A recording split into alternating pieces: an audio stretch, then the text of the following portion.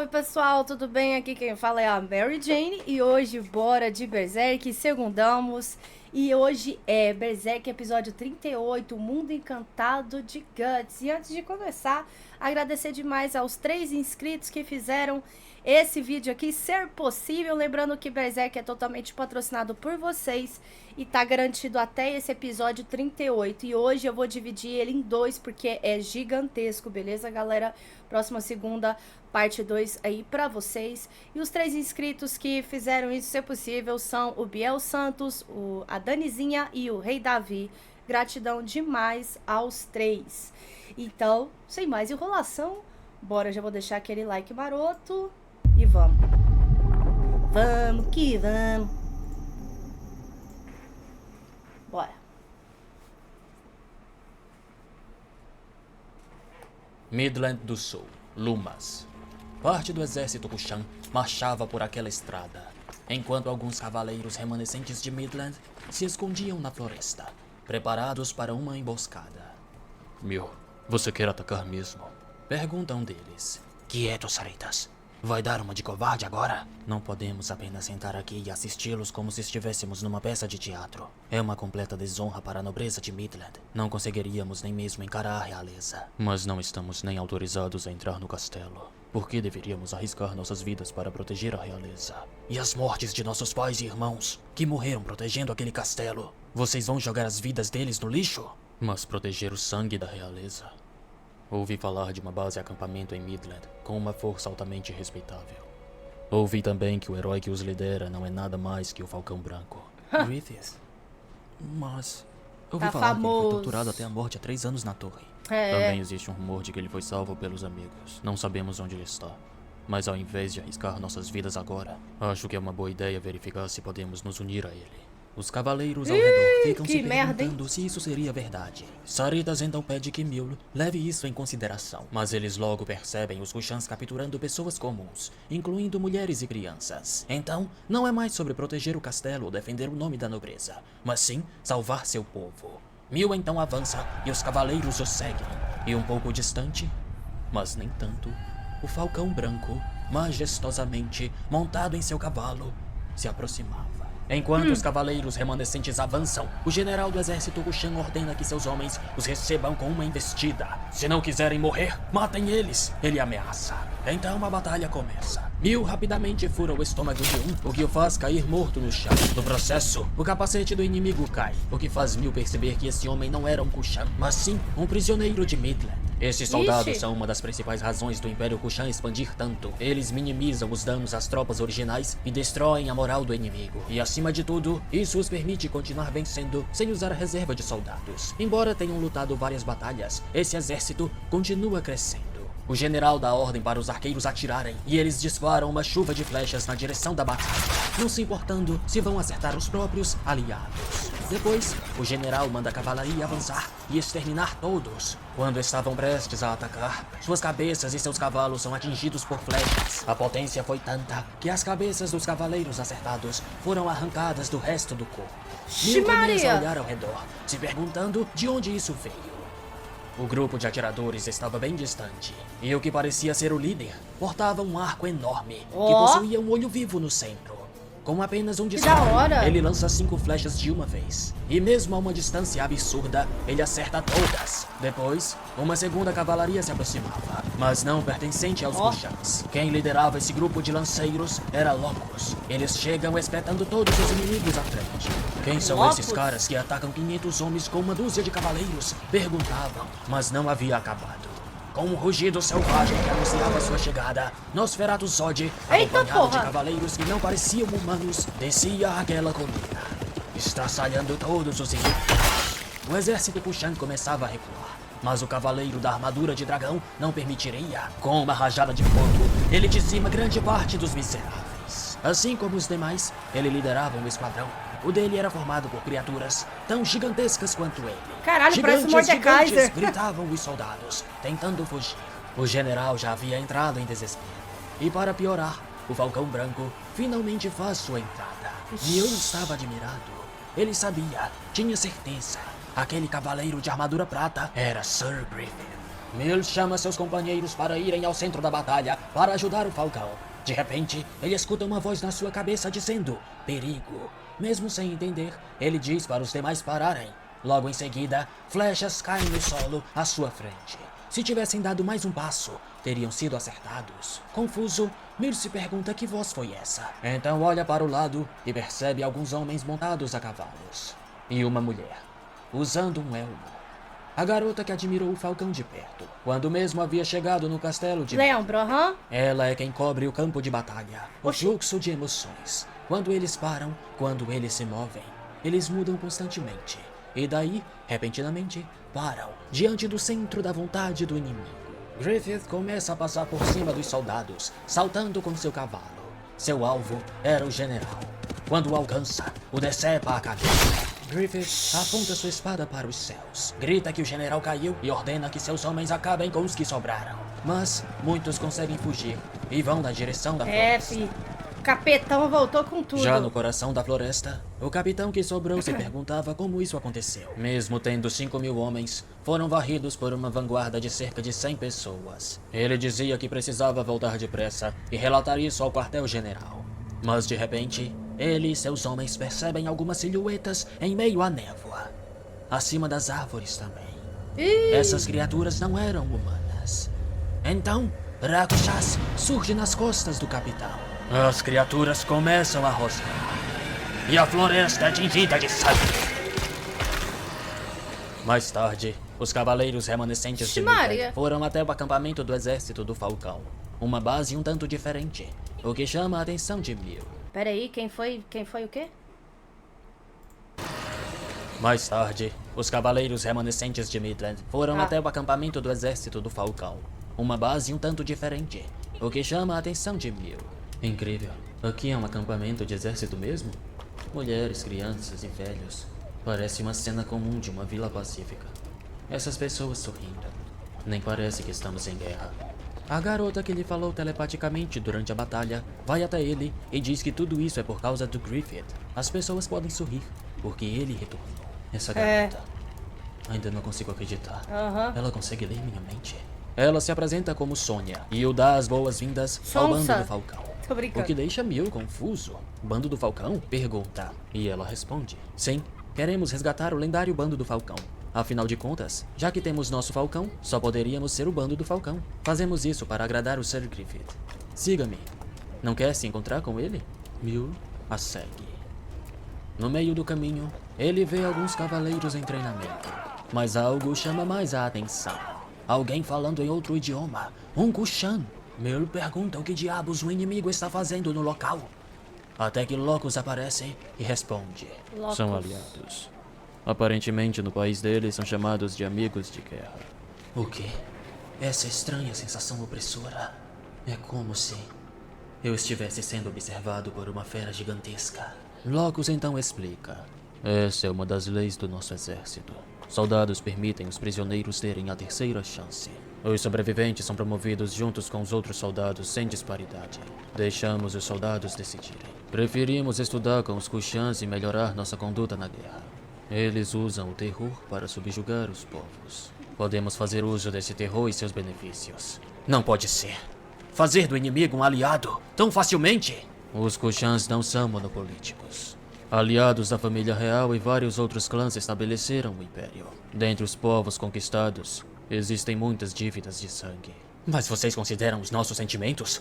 Do povo de Midland, cidades, lares, o ressentimento dos que tiveram seus pais, irmãos e irmãs todos mortos. A terceira chance é uma purificação da sua antiga vida. Um ressentimento que não desaparece. É um pecado que pode ser julgado. E acima de tudo, o povo Kushan está na linha de frente. Aqueles que arriscam suas vidas amenizam o impacto da guerra em todos nós, reduzindo a lamentação de mulheres e crianças ao mínimo. Eu compreendo o raciocínio, mas eu não consigo. Um campo de treinamento. Ficar aliado de um inimigo que matou sua família. Você vai se acostumar. Estes companheiros que admitiram ressentimento são iguais a qualquer ser humano.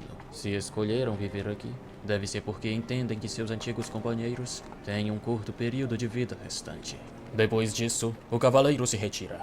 Mel pergunta quem é ele, e Sonya diz se tratar de Locus, responsável pelo treinamento dos recrutas, o que deixa o jovem cavaleiro em choque. Não pode ser. Locus, o Cavaleiro Lunar?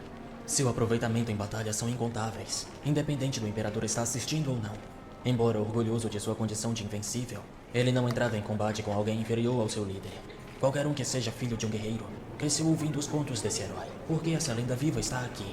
Sonya pergunta quantas dessas pessoas famosas que Mil parece conhecer existem. Pergunta que deixa o rapaz confuso. Então ela diz que ele terá algumas surpresas. Eles entram por um bosque. Ela diz que é um atalho. O bosque era muito escuro. Mil sentia uma sensação estranha. Ele escuta um barulho e deduz agora que se trata... uma coisa que eu tô lembrando aqui, não lembro exatamente qual episódio, qual o número do episódio que foi, mas quando o Griffith reapareceu, se não me engano, tinha mais 4 homens em volta dele e uma mulher. Tipo assim, ele formou meio que um grupo, né? Com o Locus, acho que tem mais 3. Eu lembro que eu até falei, nossa, wallpaper, que ele tá assim no meio, a cavalo, e os outros estão em volta dele. Agora vem na minha cabeça, será que são o povo da mão de Deus, só que em formato humano? Posso estar viajando, né? Não sei. Trata de uma matilha de lobos, mas quando olha ao redor, percebe que não era isso. Ele estava cercado por monstros armadurados e armados.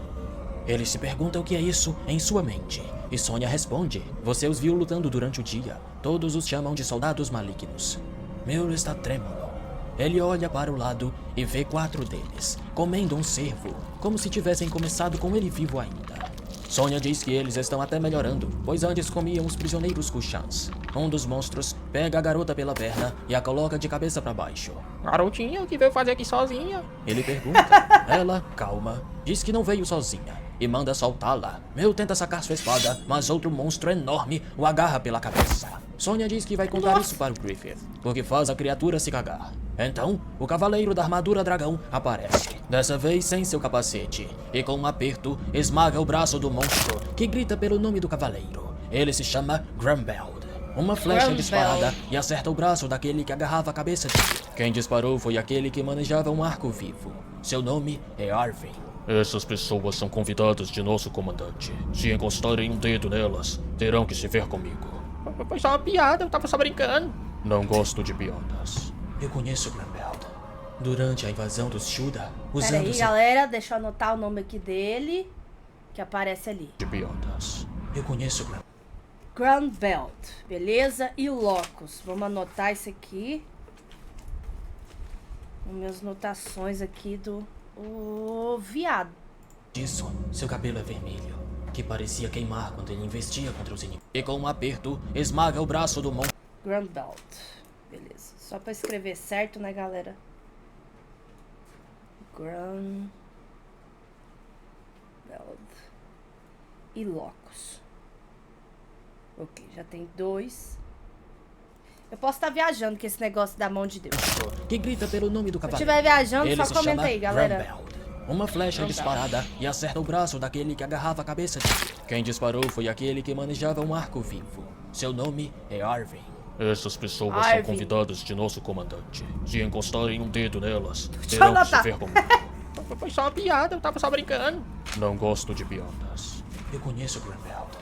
Durante a invasão dos Shuda, usando seu porte colossal, ele protegeu sozinho um pequeno país nórdico. O sangue nórdico corre por suas veias, e por causa disso, seu cabelo é vermelho, que parecia queimar quando ele investia contra os inimigos. Depois Peraí. daquele combate, Quando eles se falar de novo, eu chamaram de anoto. Chama dracônica. Senão eu anoto errado. Obrigado, Sir Grumbeld. Não há de quê. Grumbeld diz que Sonya, mesmo sendo uma oficial de rank médio, não deveria andar sozinha pela floresta sem escolta, e fala para avisá-lo na próxima vez que decidir vir ao local. Então, aponta para onde está o comandante. Enquanto seguiam caminho, Mil pergunta o que são aquelas criaturas. Sonya responde que cedo ou tarde ele vai descobrir. Ao saírem da floresta, eles dão de cara com Zod, que servia como guarda de costas particular para Griffith, que estava sentado em um resto de árvore que parecia um trono. Ao seu redor haviam brilhos estranhos, o que faz Mil se perguntar o que eram. Sonya esclarece que são os espíritos dos que morreram no combate. Depois do anoitecer, eles se reúnem em volta do falcão. O coitado do Mil não para de ser bombardeado de bizarrices. Ao redor de Griffith, haviam pessoas ajoelhadas. Estes eram os familiares dos que morreram, que vieram para um último adeus. Griffith estava com uma alma em sua mão e a leva até seu filho e esposa. O espírito dá um último abraço nos dois e depois desaparece, assim como todos os outros. Que doido! Terminado o ritual de despedida, Sonya vai abraçar o Griffith, que a parabeniza pelo belo trabalho. Ela diz que foi Sabe moleza manipular e e que enganar parece os que outros, seus viu? poderes ficam mais fortes quando ela está perto dele. Mel dá um passo à frente e pergunta para onde aquelas luzes se foram. Griffith responde que foram para um lugar onde irão se tornar um só. Isso é, o paraíso? Ou... Antes que Mil completasse, Griffith balança sua cabeça e diz que um dia o rapaz irá descobrir o que acontece com todo mundo. Então, ele o cumprimenta e se apresenta. O que faz Mil se ajoelhar, se desculpar e se apresentar. Sou Mil Wallcliffe, filho de Maraga Wallcliffe, Lorde de Lúmias. Palavras não podem expressar minha gratidão por você, por ter salvado meus homens e meu povo em combate hoje. Eu que agradeço. Por causa da comida proporcionada pelo povo de Lúmias, poderemos lutar por vários meses. Essa voz, macia e vibrante. Ele é conhecido como o deus dos campos de batalha. Imaginei que ele fosse Bully. mais agressivo, Nome mas esquisito. ele nem soa como um ser humano. Quando olhei pra ele, pela primeira vez, imediatamente me senti fortificado, mais seguro. Mais do que isso, o que é essa sensação? Essa sensação avassaladora. Em lágrimas, Mil oferece sua espada a Griffith. Nem ele entendia por que estava fazendo isso para um homem que acabou de conhecer. Era como se, no fundo, ouvisse uma voz inescapável e forte, o dizendo que esse é seu destino. Griffith pega sua espada e com ela o abençoa. Escondidos atrás de finas árvores, alguns batedores cuchanços observavam. Um deles banha uma flecha em veneno e estava prestes a disparar. Mas Rakushas aparece em suas costas de repente. Shhh. Não estraguem o momento. Zod apenas escuta o barulho dos homens morrendo. Mil tinha um pressentimento de que o que está para testemunhar não será apenas um mero conflito registrado na história. Mais do que isso, será uma coisa lendária. Ai, que bonito. Enquanto isso, Guts estava em sua rotineira batalha noturna contra os mortos. Ué, Mas dessa sempre, vez, né? não estava sozinho. Finalmente um homem. Quero ver. Pela manhã, Isidro estava exausto. Ele segurava um pedaço de pau como se fosse uma espada. Sua camisa estava só o resto. Ele estica a espada para trás e ataca, mas é Guts quem o acerta no coco. Enquanto isso, Buck elogiava a deliciosa sopa que Sérpico preparou. Usei o tutano de raposa de ontem. Está fazendo um ótimo trabalho, Picolino. Isidro estava pistola, perguntando por que não consegue acertar. Então Guts explica. Pensa um pouco. Com seu tamanho, o que irá fazer quando tiver que lutar contra alguém muito maior? Não tenho tempo a perder.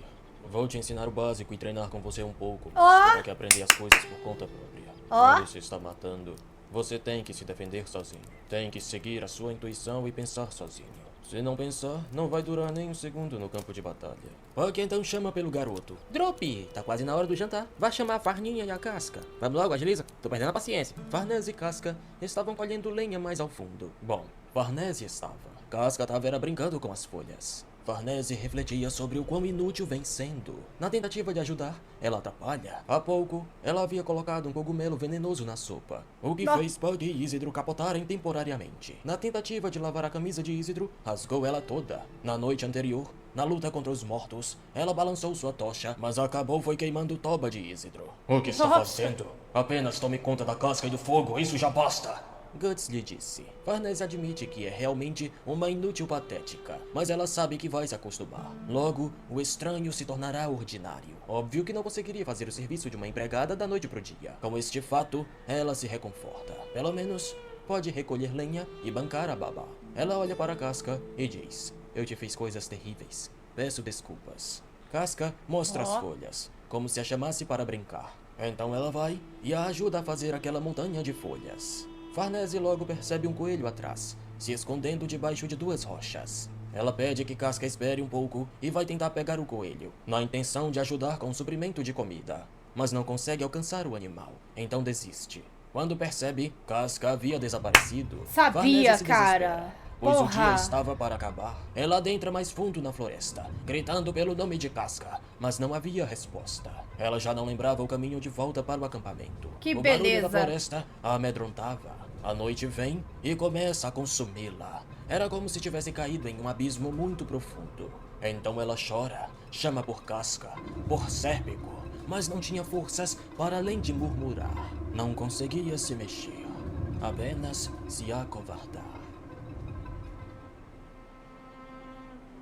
Pela manhã do dia seguinte, Puck a encontra e chama pelos outros. Ela pergunta sobre a Casca, mas ela já estava com eles. E Ai, bem, graças no dia a anterior, Deus. ela apenas tinha voltado ao acampamento, pois estava com fome. O cheiro da comida a guiou. Ah, Estavam que todos bom. mortos de sono. Afinal, passaram a noite enfrentando os capetas. Vamos logo voltar, quero dormir. Uma babá virando criança desaparecida. Eu, hein? Comenta, Isidro. Farnese fica novamente desapontada consigo mesma. Mais tarde, enquanto o Sérpico pegava água no rio, Farnese diz que ela só causa problemas. Ele sugere voltar para a capital do Império. Mas não é isso que ela quer. Se voltar, vai apenas se esconder de novo. Independente do quão frágil e inútil seja, pela primeira vez, ela se descobriu. O grupo segue jornada e no meio do caminho se encontram com um pastor que passeava com suas ovelhas. Para evitar habitações humanas o máximo possível, vocês podem usar o mar, aí usa aquela estrada antiga, aí vão poder cruzar o pico da montanha. Parece que vocês têm uma razão para evitar as pessoas. Pretendem alcançar o porto em Vilitanes? Nesse caso é melhor terem cuidado. O que está acontecendo em Vilitanes? Para com isso, menino. Ele se tornou a base naval das Nações Confederadas. Tropas chegam o tempo todo dos países do Vaticano, uma depois da outra. Sem dúvidas, os inimigos dos Kushans estão se preparando para uma grande guerra. Pense num cabaré. Desde a morte do rei, ninguém sabe o paradeiro da princesa. Midland não possui ninguém para subir no trono. O exército das Nações Aliadas está tentando impedir o ataque de Kushan, embora não se saiba se eles planejam realmente salvar o reino. Essa terra deve desaparecer. Bom, um pastor como eu não se importa muito com isso. Então eu quero é que se lasque. Onde velho mundo não tem o que fazer, vamos fazer o quê? Midland Vamos botar o... está desaparecendo. Nossa. Pegue Midland, caboclo. Não, já estive lá. Mas faz muito tempo. O grupo então segue a estrada, até que o velho lembra de algo que esqueceu de lhes contar. Ele diz para terem cuidado na passagem da montanha. Isidro pergunta o motivo, se são ladrões ou algo do tipo. Encontrar ladrões seria melhor. O que irão encontrar não é humano. É a porra de um troll.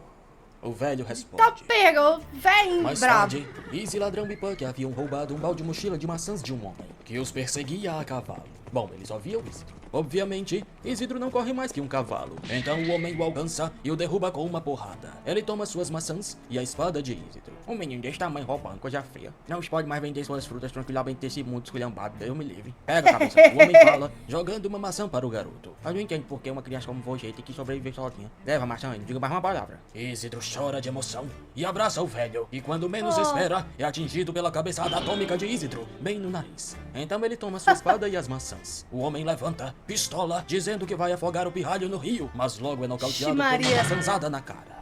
Bichinho No meio é da colheita, custoso. Isidro parou para treinar. Ele pergunta para Puck como pode fazer para acertar Guts pelo menos uma vez. O elfo responde que é impossível, pois além de ter braços pequenos, o oponente é um monstro. Você já tentou jogar pedras alguma vez? Pergunta. Mas Isidro diz que se não for com a espada não tem sentido. Afinal, é isso que ele está treinando. A minha habilidade de arremesso é incrível, mas, honestamente, não posso competir com os adultos. Só sobrevivo com minhas pernas velozes e com um pouco de audácia. Isidro acerta pedras em 2 pássaros em cheio e os pega para o jantar. De Ó. repente, algo chama sua atenção. Ele olha para suas 2 mãos e parece ter uma ideia.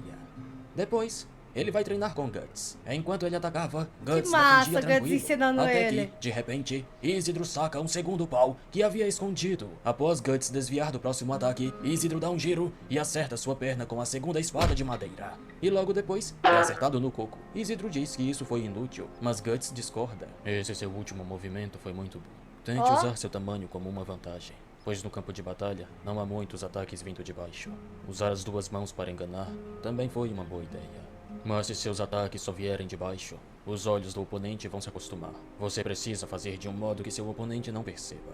Quando for a hora do golpe final, encontre uma falha na armadura. Com a força de seu braço, você nunca vai conseguir atravessar coisa alguma. Esse treino leva muito tempo. Nós não devíamos pular o básico e começar pelas técnicas secretas? Isso está certo? Um novato como eu tirando ideias de uma luta de brincadeira? O básico não é usado todos os dias. Mas Como eu- você poderia tentar copiar meu estilo? Altura, velocidade e estilo de luta. É tudo diferente. Além disso, Você precisa treinar por anos. Você planeja se tornar um mestre antes de entrar num campo de batalha? É, Que meu sonho filho. patético. Você não tem noção quantos anos o Guts tá nessa estrada aí, ó. Desde criança, ó. É muito tempo. É muita experiência. Nada a ver. Nesse caso, tudo o que você precisa fazer é descobrir como usar o que você já sabe. Um campo de batalha não tem nada a ver com um duelo de nobres. Exato. Não é apenas por ter mais de um inimigo. Você tem que evitar flechas e balas voando por todo lugar. Você não sobrevive só com uma espada e um escudo. Pelo contrário, muitos mestres espadachins já morreram nas mãos de grupos de ninguéms, tentando forjar para si um nome.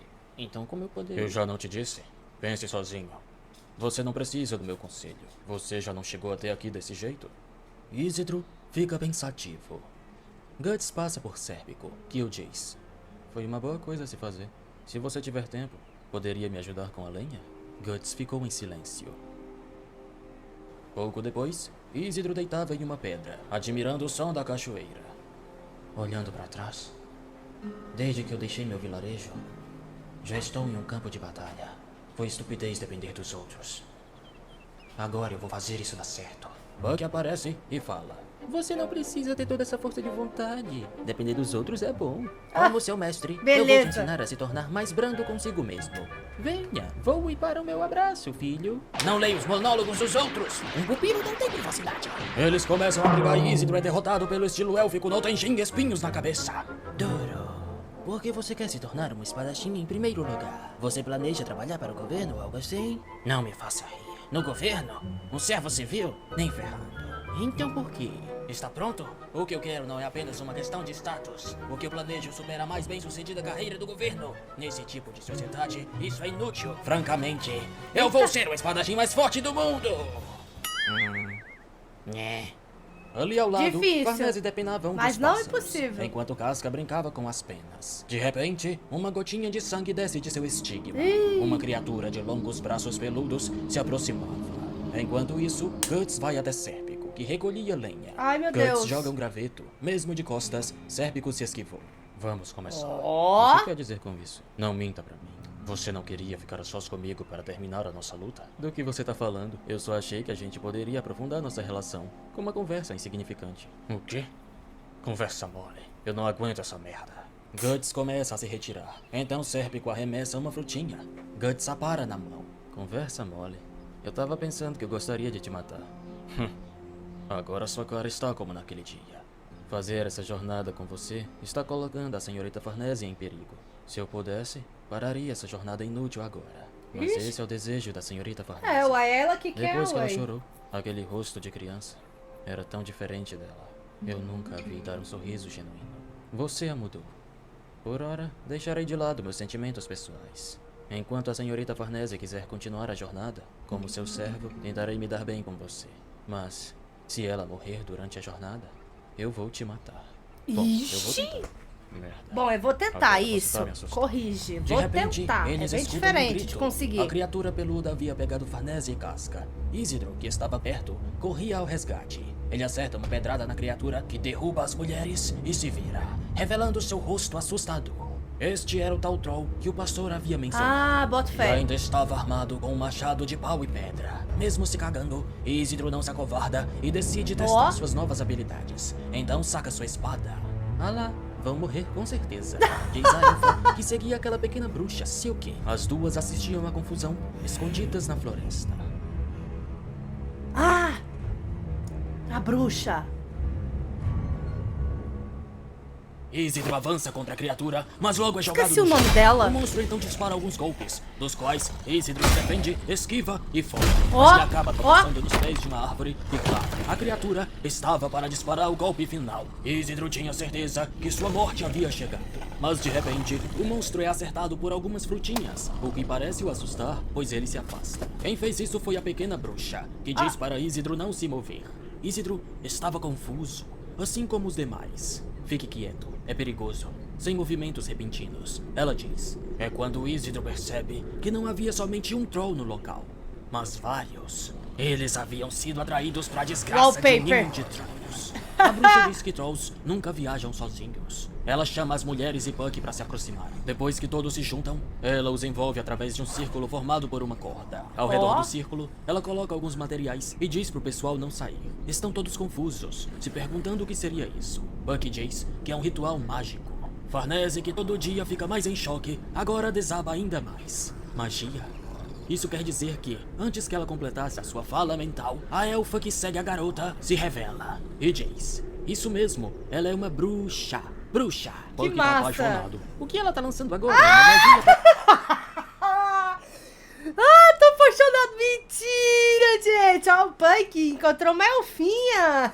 para proteger vocês dos peludinhos. Bruxa. A garota se revela e diz: isso pensei mesmo, nisso. ela é uma bruxa. Bruxa. Puck tá apaixonado. O que ela tá lançando agora é uma magia para proteger vocês dos peludinhos. A elfa diz e Puck tenta lhe dar seu amor. A bruxa começa a balançar seu cajado, dizendo algumas palavras mágicas e formando uma estrela de luz. Quando os trolls avançam, a estrela os larga. Depois, ela pega o que parece ser fios de cabelo. Após soprá-los, eles voam na direção das criaturas. e Nossa, correm pra olha longe. isso, que Seguindo o lindo. fluxo, usando o cabelo como catalisador para invocar o poder do elemento fogo, eu libertei o poder do elemento fogo como catalisador, colocando-o no fluxo do Odd. Ela explica. Mas seria melhor não ter explicado porque ninguém entendeu nada. Shilke diz que, sem querer ser rude, é melhor o grupo se mandar. Isidro diz pra ela não se preocupar, pois apesar de não parecer, o grupo tá muito acostumado a enfrentar esses tipos de monstros. Do jeito que você lutou agora, com sua patética brincadeira de espadachim, na próxima vai morrer com certeza. Ela retruca, para a indignação de Isidro e a chama de velha chata, pois o grande chapéu da garota e o local escuro o impedia de ver seu rosto. Ele acaba enganchando seu pé na corda, tropeça e pega na moça onde não deveria. É quando ele percebe que essas coisas não são de uma velha. Ela se vira, finalmente revelando seu rosto. E ela é bonita. Uma criança, diz Isidro em choque, antes de levar uma cajadada no coco, ficando hipnotizado. Finalmente, Guts e Sérpico chegam, mas já estava tudo bem, e a bruxa havia ido embora. Graças a Na Deus. verdade, para Isidro não estava nada bem. Ele estava agindo como se fosse um macaquinho. Aqui tem um bolinho, Monkit. Puck aproveitava. De longe, mas nem tanto, Silk voltava a encarar o grupo, enquanto Silk. refletia. Apesar de eu não ter tentado nenhuma transformação com o grupo de magias, eu vi uma estrela pentagonal. Para aparecer essa estrela nos arredores, a magia deve ter sido invadida por um fluxo estranho. Vamos ver E a bruxa diferente. havia ido embora. Na verdade, para Isidro não estava nada bem. Ele estava agindo como se fosse um macaquinho. Aqui tem um bolinho, Monkit. Puck aproveitava. De longe, mas nem tanto, Silk voltava a encarar o Silk. grupo, enquanto refletia. Apesar de eu não ter tentado nenhuma transformação com o grupo de magias, eu vi uma estrela pentagonal. Para aparecer essa estrela nos arredores, a magia deve ter sido invadida por um fluxo estranho. Essa Ué? garota e esse homem, Ah, ela reflete, a se marca. referindo a Casca e Guts. Ok. O que eles são? Ih, minha filha. Aqueles dois. É como se os dois estivessem causando a distorção. Seguindo viagem, Guts e Sérpico elogiam Isidro. Você fez um bom trabalho. Sim, graças a você, as donzelas estão bem. Você tem a minha gratidão. Só que Monkit não quer falar sobre isso e trava sua eterna batalha contra o elfo. Enquanto caminham, Guts olha pra Casca. Ela ainda está com medo dele e se esconde atrás de Farnese. Parece que ela meu te adotou Deus. totalmente, senhorita Farnese. Sérpico comenta. Guts então vira o rosto. Todo mundo tá te salvando. Mas eu... É melhor assim. Ah, não, Guts, fica assim não. Apenas te machuco. Primeiro um troll, agora uma bruxa. O quê? Não acredita em mim? Ué, voltei ao normal. Não, não é isso. Eu apenas estou ficando terrivelmente cansado de todos estes horríveis demônios e monstros. Tá Ih, parecendo meu até um filho. conto de fadas. Sim. É que tá? Troll. Agora uma bruxa. Cadê os apóstolos? No meio do caminho, eles avistam um homem caído no chão. Puck trata seus ferimentos e quando ele acorda, perguntam o que aconteceu. Ele diz ter sido atacado por trolls. Ele fazia parte de um grupo de 5 pessoas. Só ele sobreviveu. Você é das redondezas? Sérpico pergunta. Minha vila fica a 1 hora daqui, mas é impossível eu voltar com essas feridas. Sérpico olha para Guts e diz. O que acha? Com ele não vamos nos perder. Eu não ligo. O sol continua alto. Estou terrivelmente envergonhado de voltar assim para minha vila. Há um lugar que preciso alcançar.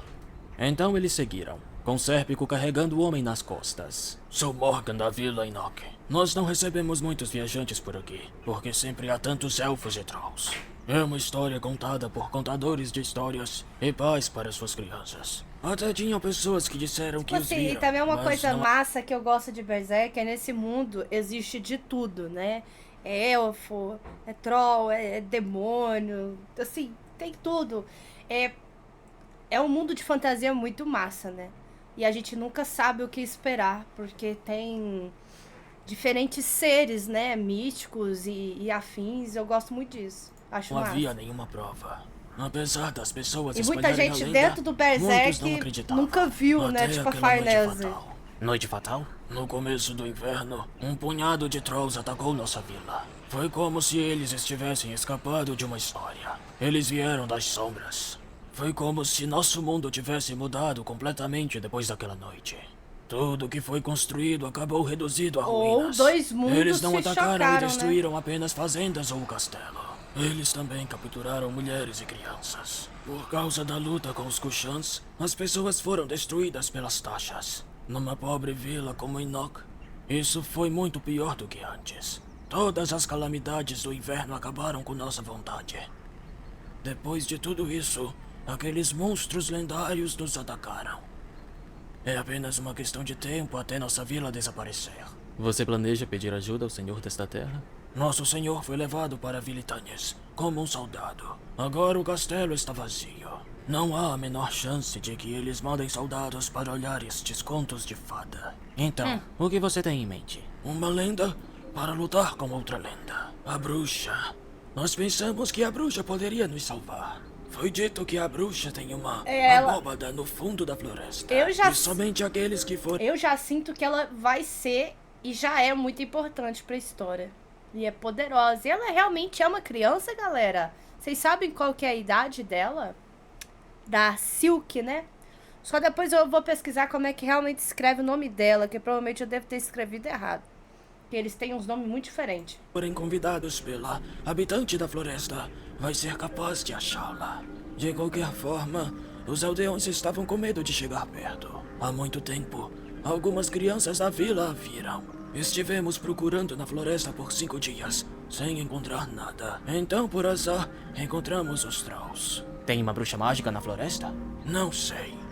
E não importa o quanto procuremos. De repente, eles passam por uma árvore com um símbolo estranho. Logo, o local começa a tremer. De onde estava, sei o que sentia. Alguém cruzou a borda. Como puderam? Ela se pergunta. Algo na floresta, algo imenso, levantava. Bem diante de Guts e dos outros, uma grande casa, formada de árvore, brotou do solo. Que da hora! Isidro estava maravilhado. A aventura parece cada vez mais com um conto de fadas. Que massa! Porque sentia alguma coisa brilhante ao redor da casa. O velho tremia de emoção. Então não foi um sonho. Eu falei que há muito tempo algumas crianças acharam esta mansão. Eu fui uma das crianças, mas ninguém acreditou em mim. Muitos anos se passaram e até eu comecei a acreditar que foi um sonho. Talvez aquela bruxa criança esteja aqui. Vou me vingar. Você vai se transformar no Monquite de novo. Casca e Guts sentem algo em seus estigmas. Que sensação mais estranha. Um fantasma? Não. Isidro, sai daí! Que diabo é isso aí? Susto! Isidro acaba se esbarrando em uma grande escultura que estava à sua frente. Uma escultura com 2 triângulos no peito. O triângulo de cima, cortado. De repente, a escultura começa a se mover e tenta agarrar Isidro, mas Guts vai ao seu resgate e decepa o braço da coisa com uma investida de espada. A criatura ataca com o outro braço. Guts desvia e também o decepa. Morgan tentava se aproximar, mas Guts diz para não fazê-lo, pois esse não é o tipo de coisa que dá para bater um papo. A criatura começa a absorver o barro no chão e com isso, seus braços se regeneram. Fantasma? Enviados dos apóstolos? Não. Então, ela falou que Alguma eles coisa cruzaram a diferente. borda, De repente, né? muitas outras dessas criaturas de barro, menores que o primeiro, aparecem. Entra dentro Todas da casa. possuindo os mesmos 2 triângulos no peito. Isidro se pergunta se deveria estar assustado ou rindo, pois achou a aparência dos coisinhas engraçada. De repente, um mini boneco de barro vinha por trás e abraça Isidro, que fica em choque e lasca um chutão no bicho. Ele se quebra todo, mas assim como o maior, volta a se regenerar. Com um duplo ataque em sequência, Guts arranca os 2 braços da cabeça do seu adversário, mas ele volta a se regenerar. Silk e a elfa só assistiam do andar de cima da casa. É inútil. Mesmo que o golem seja destruído, irá se regenerar. O De qualquer golem! forma, É golem! essas pessoas não vão correr aterrorizadas ou caírem de exaustão. Contudo, eu penso em como essa companhia conseguiu passar através da barreira espiritual. Homens Barreira comuns não seriam espiritual. capazes de entrar neste lugar. Que segredo tem aqueles dois? É, Ou minha então, filha. isso é também um efeito do aparecimento daquele que se tornou o Falcão? Ela refletia. A Pode elfa ser diz que a também. espada de Guts é incrível. Isidro e Sérpico comentam que é muito fácil despedaçar esses golems. Farnese, no susto, dá uma porrada na cabeça de um deles, o quebrando. É quando Casca encontra no meio dos destroços do bichinho um mini boneco com o mesmo símbolo no tronco. Enquanto ela segurava, o boneco não se regenerava. Este era o núcleo. Este era o ponto fraco. O mini boneco ficava no peito de cada um dos golems. Guts parte seu meio e destrói o núcleo com um soco. Isidro acerta o seu com uma voadora de 2 pés e Puck destrói o núcleo com seu estilo élfico. Sérpico acerta o núcleo sem precisar destruir o bicho, pois ele é perspicaz. Silk começa a murmurar alguma magia, mas alguém a manda parar. Mas, senhora, ela começa, mas a tal senhora a interrompe e lhe dá alguma ordem. Silk acata e logo os golems param, deixando o grupo confuso. Então, a garota vai até a entrada da casa e os chama para entrarem, pois sua senhora deseja os conhecer. Isidro é o primeiro a avançar, mandando a bruxa se preparar para lutar. O que devemos fazer? Sérpico pergunta a Guts, que responde: Entramos. É um convite raro. Vamos ter uma audiência com a bruxa. Lá dentro, o grupo se maravilhava, principalmente Isidro, que fascinava com o tanto de tranqueiras interessantes. Para Puck, isso era nostálgico. Nostálgico? Isidro pergunta. Sim, vários bruxos vivem na minha terra natal. Eu frequentemente visitava eles para brincar. Sai daqui, ladrão! Doces memórias. Isidro começa a mexer nas coisas e a bruxa o diz para parar.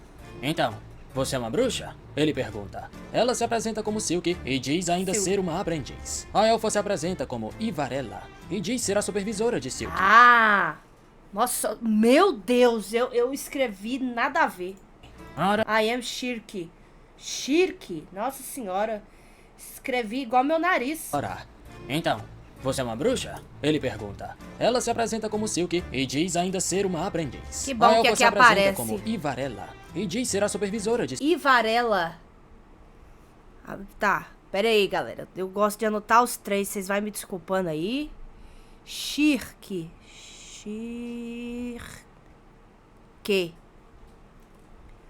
Shirk. Varela. de Silk. Ora. Então, você é uma bruxa? Desculpa. Ele pergunta. Ela se apresenta como Silk e diz ainda ser uma aprendiz. A elfa se apresenta como Ivarella e diz ser a Ivarella. supervisora de Silk. Ora. Então você é apenas uma garotinha. Eu sou Isidro. Você me colocou em apuros daquela vez, hein? Por sua causa fui transformado em macaco por meio-dia. Aquilo porque você me agarrou em um lugar estranho. Lugar estranho? Se você não fala claramente, eu não posso entender. Porque sou macaco. Ai, que menino esquisito. E como falei, um lugar estranho. Nos peitos, menina, nos peitos. É só dizer peito. Para de perturbar. Diz Guts, acertando uma porrada em Isidro e Puck. Que foi que eu fiz? Silk fala pro pessoal acompanhá-la. Então, eles são levados até a senhora do local, que os dá boas-vindas ao Palácio da Floresta Espiritual. Por Palácio favor, da Floresta perdoe a Espiritual. má educação da minha aprendiz. Ela o fez porque está preocupada com a minha segurança. Meu nome é Flora, senhora Flora. desta mansão. Ela diz. Flora, o que eu não deixa vou Isidro esquecer. chocado. Ela é a bruxa? Na minha mente, uma bruxa parece um fantasma com uma rugona no nariz. E isso foi rude. Flora diz que vai levar isso como um elogio. Morgan a reconhece. Oh, você? Certamente daquela vez. Eu me lembro. Um dia, 50 anos atrás, você deu à minha mãe um remédio que a salvou da beira da morte. Não Ó. acredito. Você parece a mesma daquele dia. Flora também se recorda e lembra que na época ele era apenas um garotinho. Ela percebe Farnese encolhida no canto, como se tentasse se esconder, e a diz para não se preocupar. Não guardo rancor por aqueles cujas vidas você tomou. E mesmo que guardasse, este foi um pecado de todos os seguidores da tua igreja. Eu não pretendo me vingar apenas em você. Farnese, confusa, se perguntava como ela sabia. Então, Flora volta sua atenção para Guts e Casca e diz: os dois estigmatizados. Estou feliz de ter sido capaz de encontrá-los. Estive esperando por vocês dois. Eita. O quê? Ah. Ai! Você. Ai, ela sabia pode sobre ajudar a isso? Casca. Ela confirma. Vocês, os estigmados, que são guiados por pequenas asas. Eu estive esperando por vocês. Ah, Ela sabe sobre o estigma. Será que ela é uma apóstola? Não. acho que não. Mas essa sensação dói levemente, mas é de alguma forma diferente. Silk percebe o Ele não tá estigma no sangrando. pescoço de Guts. Ele pergunta o que Flora é, mas ela pede que espere, pois precisa terminar sua conversa com Morgan primeiro, que queria falar sobre os Trolls. Ela diz que também está preocupada com isso. Trolls são, originalmente, criaturas do Reino dos Mortos. Eles deveriam aparecer muito raramente na frente das pessoas, e é ainda mais raro eles atacarem habitações humanas. Ela diz e conclui que, infelizmente, não pode ajudar, pois em seu corpo não há mais tempo nem força para deixar este lugar. Isidro comenta que, falando desse jeito, parece que ela tá quase morrendo, o que irrita Silk e Varela, esta que o chama de insensível. Mas era exatamente isso. Ela revela que a hora de sua morte está para chegar. Ela apenas aguarda. Ela diz para Morgan não se preocupar, pois apesar de não poder ajudar, ela vai mandar alguém em seu lugar. Esse alguém é Silk. Até a garota ficou surpresa com a tarefa. Tá ficando assustada, é? Isidro perturba. Não é isso. Escreve de um menino jeito, nojento. mas fala de Flora outro. olha para né? o grupo de Guts e pergunta se podem ajudar Silk. Guts diz entender que ela está preocupada com sua aluna, mas eles estão com pressa para continuar a viagem. Ao que Flora responde, não será de graça. Acredito que eu possa ajudar vocês, mais ou menos. No tempo até sua volta, irei fazer talismãs para protegê-los do perigo em sua jornada daqui pra frente. A maldição desse estigma está além da imaginação. Retirá-la é impossível para mim, mas posso enfraquecer a influência da maldição. O número de espíritos do mal atraídos diminuirá. Pelo menos, amenizará a tentativa de Aí possessão sim, de corpos. tá ótimo, tá Chocado, bom. Guts pergunta se ela pode mesmo fazer isso. Amém. Ela responde que, mesmo que haja um limite de tempo para os efeitos do talismã, ela acredita que vai durar o suficiente para o fim da viagem. Guts lembra do momento que foi possuído pela besta da escuridão, pois com esse talismã, ele ficaria livre daquilo. Só agora Isidro se ligou que os fantasmas são invocados por causa do estigma. Silk se pergunta se ele é idiota ou corajoso. Guts olha para Casca, que já corre para trás de Farnese. Então, ele vira seu rosto para Flora e diz que aceita a oferta. Flora diz que todos devem estar cansados, então os mandam descansar e partirem no dia seguinte. Enquanto isso, Silk vai preparar o jantar. Quando Guts ia falar sobre os espíritos que o perseguem durante a noite, Flora o diz para não se preocupar, pois esta casa é protegida por um talismã mágico. Ela garante que todos ficarão em segurança no local. Graças a Deus, Depois, uma noite de sono todos se tranquila, hein? juntam à mesa para comer. Guts volta à conversa anterior e pergunta o que significa aquela história de estar esperando por eles e por que ela sabe sobre o estigma. Ela responde que teve uma revelação de um amigo no Reino dos Mortos. Os estigmados, guiados por pequenas asas, visitarão esta floresta. Por favor, empreste seu poder a eles. Foi o que o tal amigo lhe disse. Emprestar seu poder? Mas o que será? Guts reflete. Isidro pergunta o que é esse Reino dos Mortos. Flora responde que é o próximo mundo. Graças à maldição do estigma, você está apto a sentir fortemente a presença de seres etéreos, que normalmente não são vistos a olho nu. Ela Exato. completa, falando para Guts. Isidro pergunta se seres etéreos significa fantasmas. Silk responde, é chamado de 3 corpos e uma substância. Tudo neste mundo pertence a pelo menos 2 outros mundos. Um é o espírito, normalmente chamado de Reino dos Mortos, o mundo astral. O outro é a alma, a origem da existência, a ideia de mundo. É um pouco difícil, mas Caralho, em que suma, da é um hora! fantasma, né não? Arrepiei. Tá morto, né? Grudento como o catarro. Isidro diz. Esse é o que volta a explicar. Isso porque você entrou em contato com seres astrais usando seus corpos etéreos. Corpos humanos que sentem os seres etéreos fortemente pensarão que eles são substâncias reais. Se tornam capazes de vê-los e tocá-los. Pessoas comuns não seriam capazes de fazê-lo. Sérpico então aponta para os elfos que estavam brigando por uma maçã. Então, talvez... Silk continua. Elfos e Trolls são seres do Reino dos Mortos. Várias pessoas afirmam que eles realmente existem desde tempos antigos e continuam a passar esse conhecimento. No passado, a existência dos elfos foi aceita muito naturalmente, mas depois da balela que o Vaticano espalhou, outra visão de mundo se tornou mais conhecida e pessoas aptas a vê-los se tornaram menos comum. Então, muitos elfos se Doido. tornaram incapazes de compartilhar sentimentos com seres humanos. Tipo assim, galera, eu gosto de juntar um pouco, né? Um pouco da realidade, assim, da vida, né? Das coisas que eu penso. Que com Berserk dá pra fazer isso de várias formas. Me lembrou um pouco, assim, ela falando... O jeito que ela falou aqui, por exemplo, pessoas que são médiums, por seguirem alguma doutrina que, por exemplo, até acha que isso é coisa do demônio ou algo do tipo, ficaram cegas, não conseguem ver, não conseguem sentir.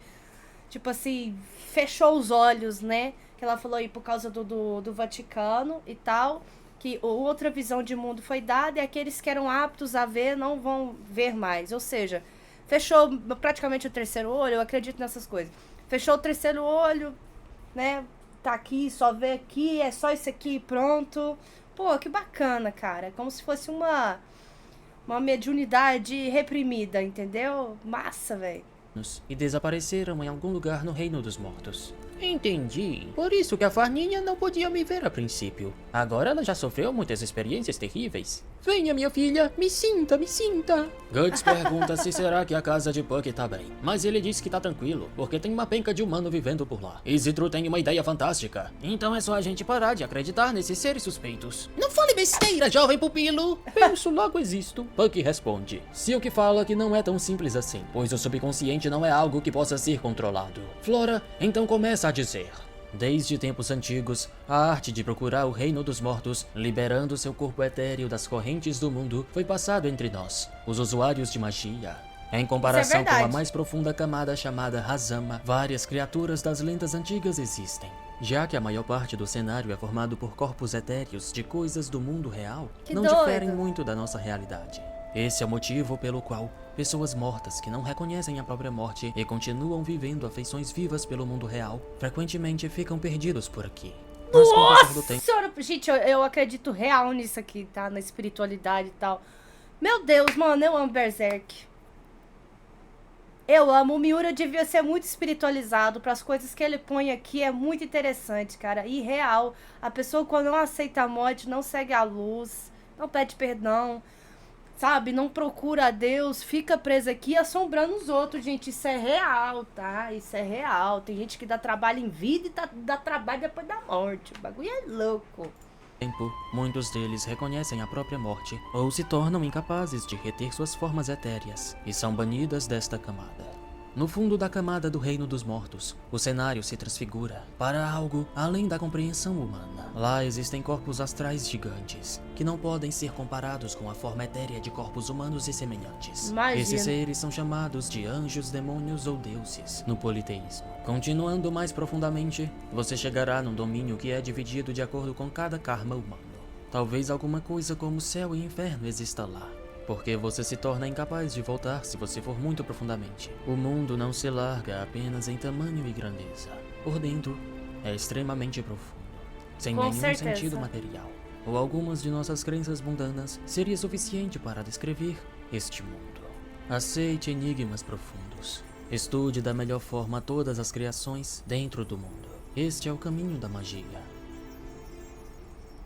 Depois do jantar, Farnese... Bom, galera, já vai dar 50 minutos aqui. Esse vídeo vai ser dividido em 2. Continuarei assistindo aqui, beleza? Agradecer demais ao Biel Santos, a Danizinha, ao Rei Davi por terem patrocinado esse episódio 38. Lembrando que esse aqui tá garantido, beleza? O 39 ainda não tá garantido. Aviso vocês se alguém patrocinar. Sempre aviso por aqui nas postagens. Ou também lá no Insta, pelos stories. Beleza? Curti. Eu já adorei essa bruxinha, gente. Adorei essa bruxinha. Shirk. Tipo assim, eu leio Shirk, né? Só que ele fala Silk. Engraçado, deve ser a pronúncia que é assim mesmo. A Flora, a Varela. Ivarela, né? É isso, Ivarela. Gente, eu adorei essas três aqui. Esse momento, esse papo espiritual, eu gosto demais. Eu gosto de dar umas viajadas assim, nesses trem.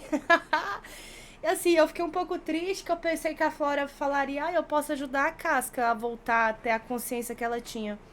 Gostaria, né? Mas pelo menos ela, né, propôs uma ajuda que vai ser o talismã. Pra eles poderem terminar essa viagem um pouco mais tranquilo, com menos capetas em volta. E bom que eles estão aí nessa casa, eu adorei essa casa. Gostei muito até agora, né? Porque eu vou continuar assistindo, vai ser cortado o vídeo. Tô gostando muito, espero que vocês também estejam gostando do react. Deixem aquele precioso like que ajuda muito. Se inscreve se você não é inscrito, faça parte da família. Gratidão a todos os patrocinadores e a todos os membros, galera. Tamo junto, até o próximo vídeo. Vou ficando por aqui e falou! Nossa, eu amei esse papo aqui, quero mais.